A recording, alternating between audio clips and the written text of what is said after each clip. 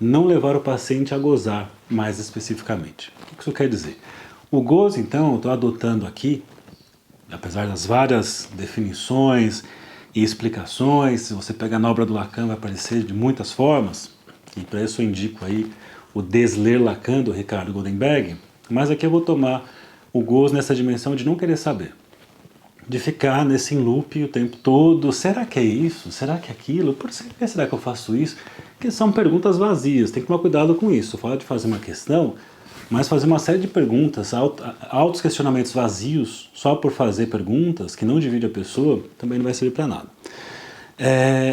Mas interessante que é o seguinte, esse sujeito, apesar de dizer, já me penso como morto, ele diz a princípio do impossível da psicanálise, porque ele chega falando, olha, é impossível fazer psicanálise porque custa caro e eu já estou chegando nos 50 anos. Então assim, para que você veio mais uma vez? Mas enfim, aí transforma numa questão.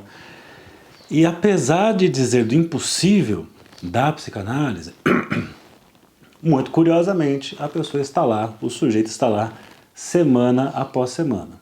Então assim, isso não funciona, mas estou aqui todas as semanas. Pode ter, claro, uma dimensão burocrática, daquelas pessoas que colocam a análise como um dos afazeres da semana. Então eu faço, sei lá, pilates, eu faço personal, faço a minha análise, faço outra coisa, como se fosse um checklist, feito. A análise figura simplesmente como uma atividade burocrática. Então, pode ser que a pessoa vá, diz impossível e vá, e não tenha nenhum tipo de questão que divida a pessoa, porque coloca dentro dessa perspectiva do checklist. Então, para que você está numa análise checklist? E aí tem também a parte do analista. Como é que deixou, como é que possibilitou, como é que uma análise iniciou se está nessa perspectiva do checklist, das tarefas do dia a dia. Não sei se é o caso aqui desse analisante, desse candidato à análise, porque ele fala de um impossível, mas ele vai para, continuando nas entrevistas, mas alguma coisa acontece, sessão após sessão, e chega um momento em que ele diz assim que não é mais impossível. Afinal, se ele está indo sempre, deixou de ser desse campo da impossibilidade. Mas ele diz o seguinte, com o tempo ele deixa de achar a psicanálise impossível, porém, ele vai trazer a questão do qual a utilidade de fazer uma análise. Então, sai de um lugar da impossibilidade e tenta jogar no lugar da inutilidade. Questionamento do valor, assim, mas para que fazer uma análise? Por que eu estou aqui? Que é uma questão que muitas vezes os analisantes fazem. Por que eu estou numa análise? Para que eu estou aqui? Estou fazendo o que aqui? Que é diferente de sair do lugar da impossibilidade, cruzar os braços e falar assim, não tem análise para mim, eu estou aqui, mas não tem, é impossível. Tá. Aí o sujeito que sai desse lugar, e o lugar que ele ocupa tem sai do lugar do impossível, porém, para que serve uma análise? O que eu vou fazer com uma análise? E aí que interessante. O paciente começa a trazer a posição que ele está. Ele diz assim, o paciente começa a questionar, por que esses incômodos? Por que essa angústia? E aí lembra que eu falei ontem, que é aquela questão de pedir torcida, de que o analista entre no lugar daqueles que ficam assim, você precisa parar de beber, você precisa parar de fumar, ou pensando, vou falar hoje à noite sobre relacionamentos tóxicos, psicopatologia das relações amorosas, você tem que largar desse parceiro, dessa parceira. Se é o dia a dia, os colegas falando, é uma coisa.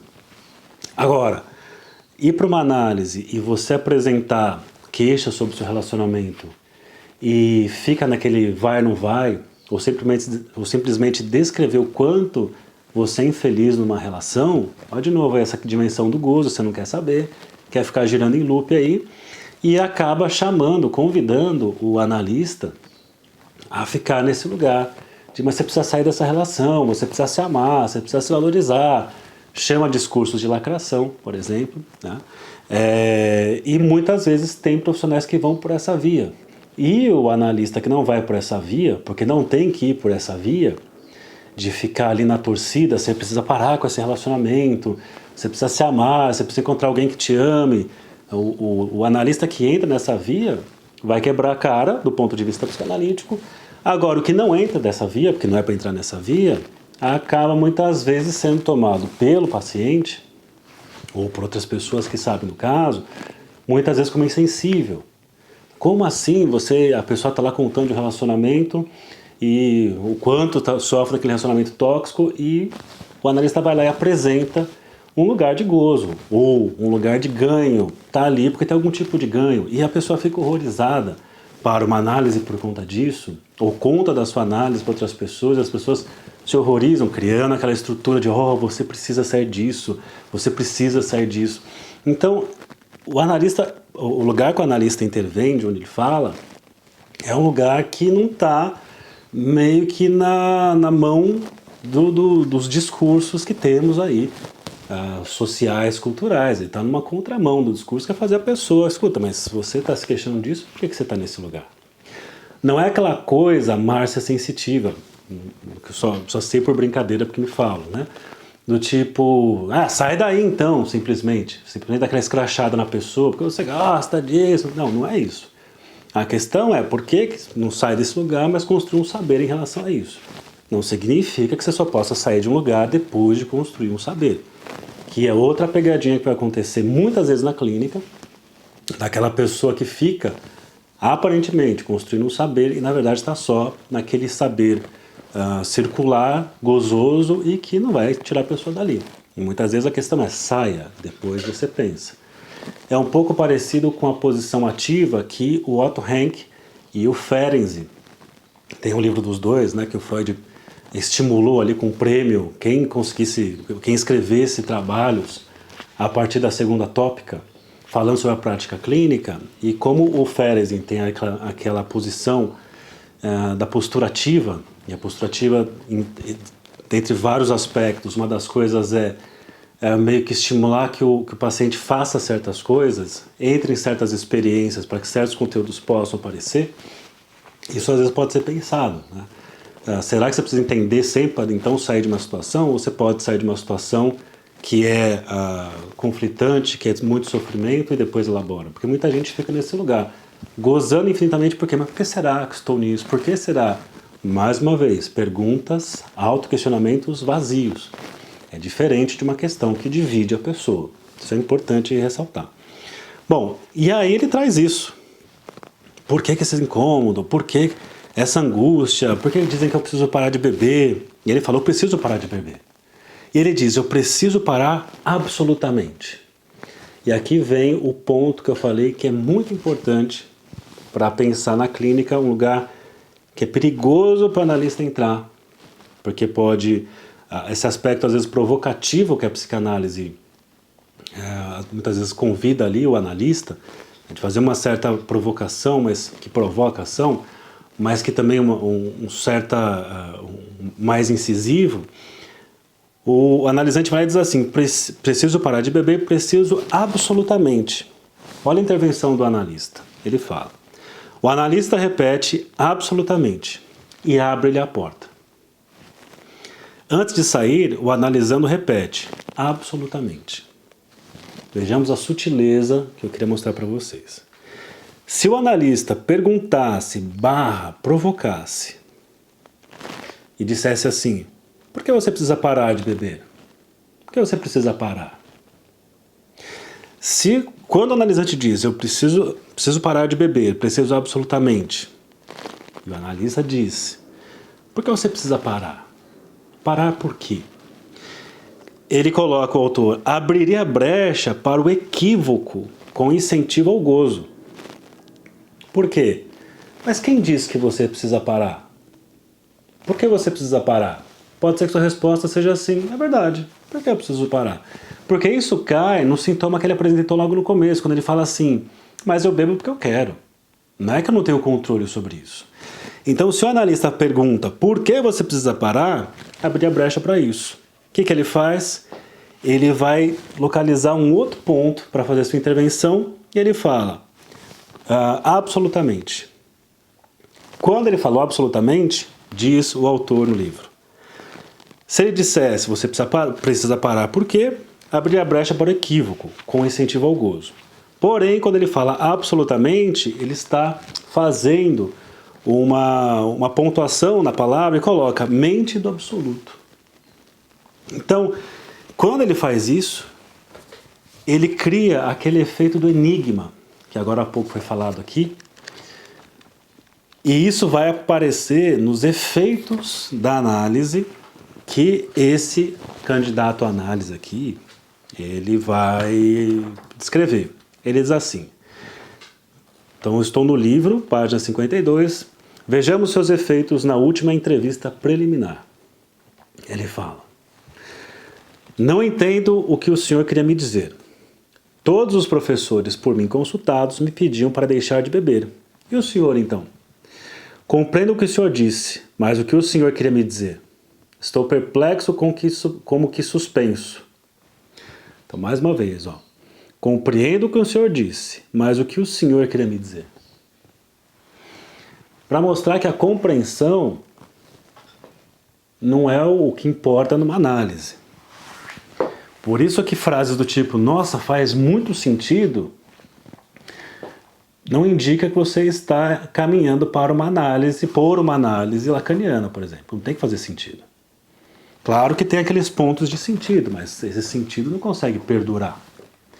Então, fazer muito sentido tem a ver com uma compreensão. E compreensão significa que o que está sendo dito equivale à realidade.